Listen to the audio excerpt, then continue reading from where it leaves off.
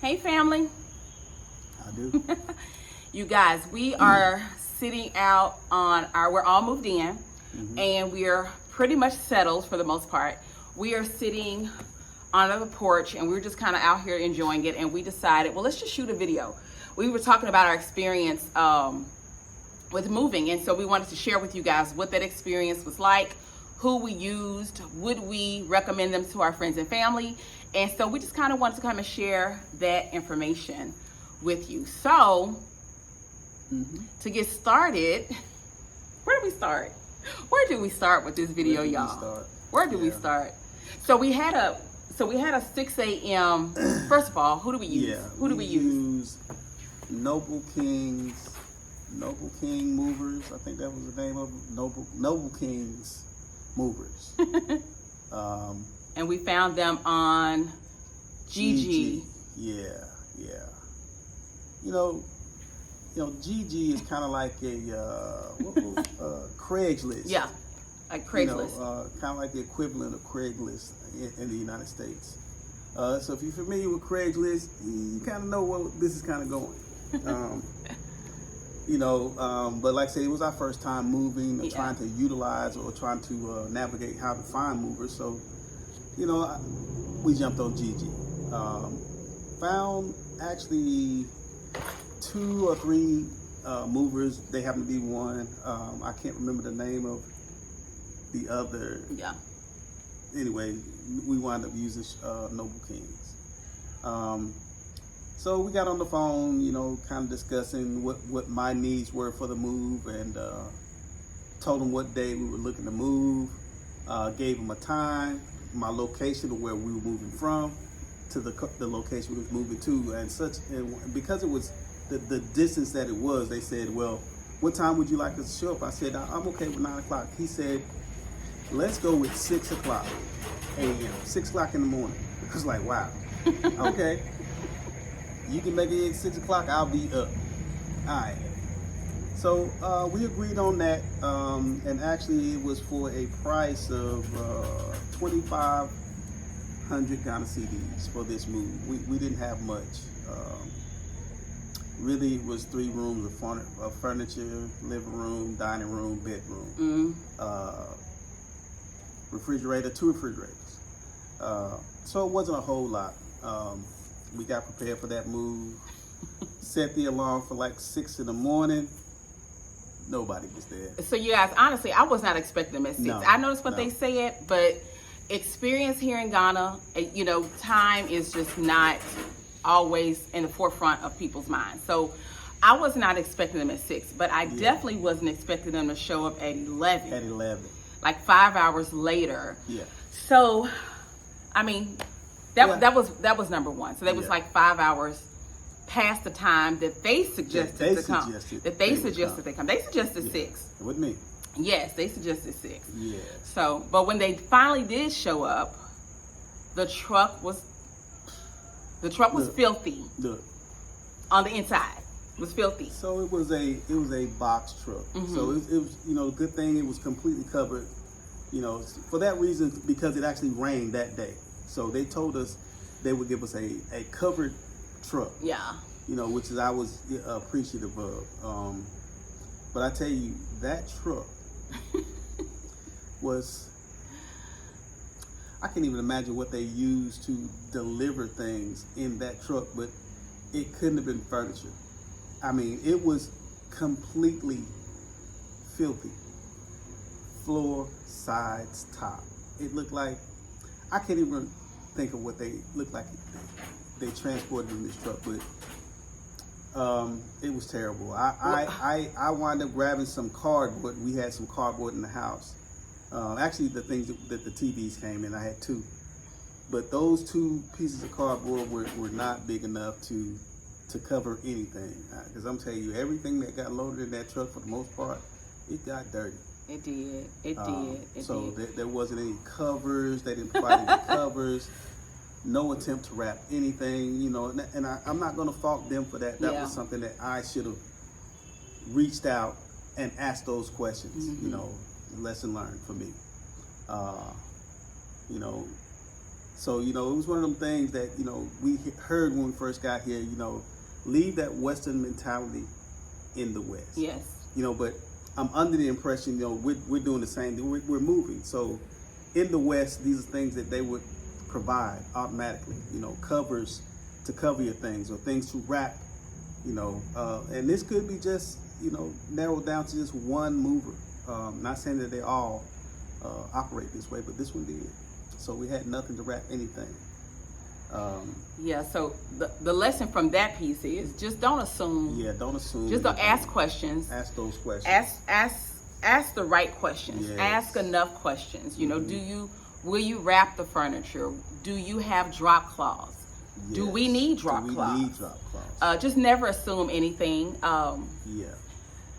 You can't compare things to how you're used to having them done. Things are done very differently here in Ghana, very differently. So we didn't do our due diligence in the research of this particular company. Agreed.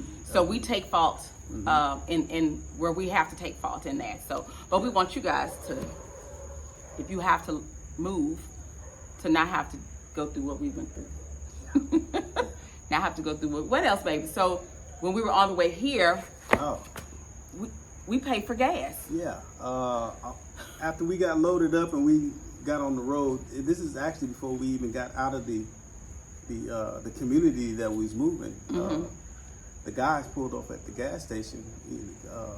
He's like, "Hey, can you give us money for gas?" And I'm like, "Okay, I can give you money for gas, you know, but I'm saying to myself, that's going to come out of the total that we agreed to pay."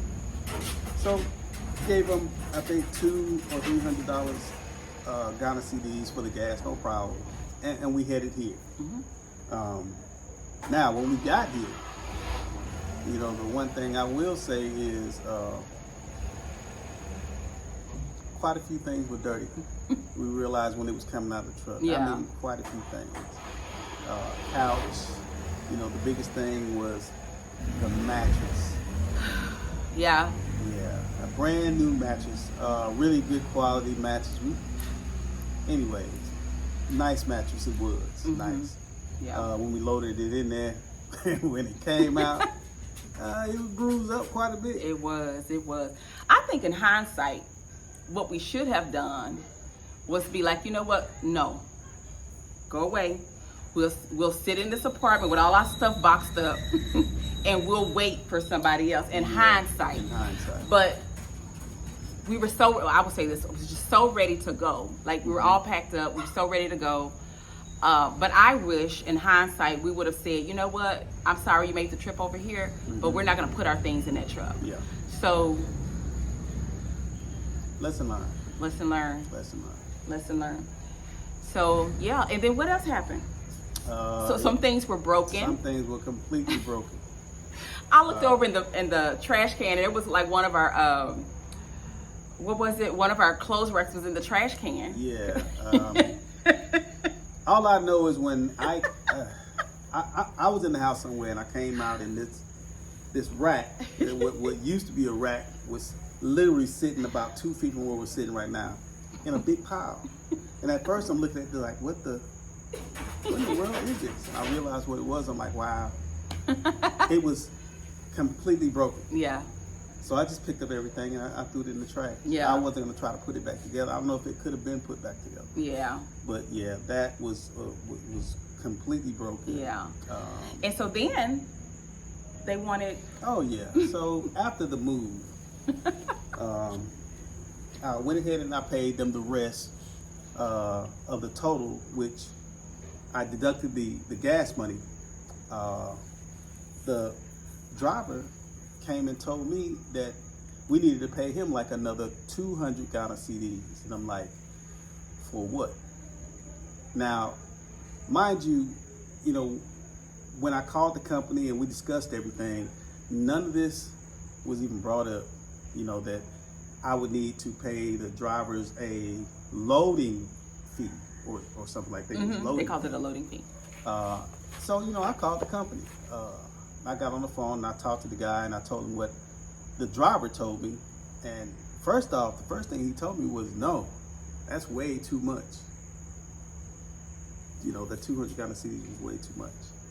And then he's like, well, because we didn't discuss this, he said, I'm not going to hold you responsible, you know, for paying that. And I was like, okay, good to go, because I wasn't planning on paying it anyways, because it wasn't discussed. And I was kind of blindsided by it. And at the same time, we had taken out the total amount of what it was going to cost, and that was it. Yeah. So, you know, when it came to that, you know, the driver left. He was a little hot. He was a little hot. Not happy. You know, he wasn't happy at all. He's not but, happy. You know, it wasn't anything, you know, I meant to do intentional, but it was nothing that we discussed. Yeah.